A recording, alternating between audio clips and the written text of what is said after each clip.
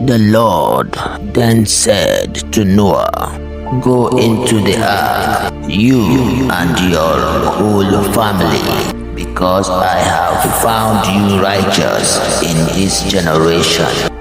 Take with you 7 of every kind of clean animal, a male and its mate, and 2 of every kind of unclean animal, a male and its mate, and also 7 of every kind of bird, male and female, to keep their various kinds alive throughout the earth. 7 days from now I will send rain on the earth for 40 days and 40 nights, and I will wipe from the face of the earth every living creature I have made." And Noah did all that the Lord commanded him. Noah was 600 years old when the flood waters came on the earth, and Noah and his sons and his wife and his sons' wives entered the ark to escape the waters of the flood. Pairs of clean and unclean animals, of birds, and of all creatures that move along the ground, male and female, came to Noah and entered the ark as God had commanded Noah. And after the 7 days, the flood water came on the earth in the 600th year of Noah's life.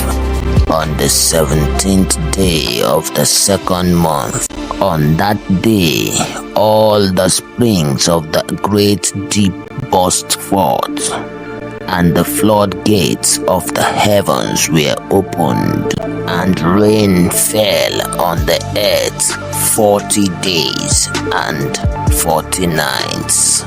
On that very day, Noah and his sons, Shem, Ham, and Japheth, together with his wife and the wives of his 3 sons, entered the ark.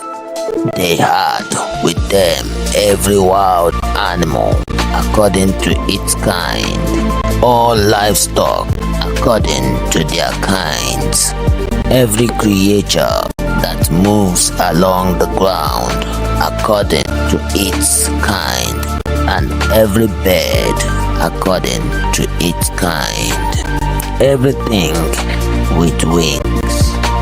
Pairs of all creatures that have the breath of life in them came to Noah and entered the ark. The animals going in were male and female of every living thing, as God had commanded Noah. Then the Lord shut him in. For 40 days the flood kept coming on the earth, and as the waters increased, they lifted the ark high above the earth. The waters rose and increased greatly on the earth, and the ark floated on the surface of the water. They rose greatly on the earth, and all the high mountains under the entire heavens were covered. The waters rose and covered the mountains to a depth of more than 20 feet. Every living thing that moved on the earth perished. Birds, livestock, wild animals, all the creatures that swam over the earth, and all mankind. Everything on dry land that had the breath of life in its nostrils died. Every living thing on the face of the earth was wiped out. Men and animals and the creatures that move along the ground, and the birds of the air were wiped from the earth. Only Noah was left and those with him in the ark.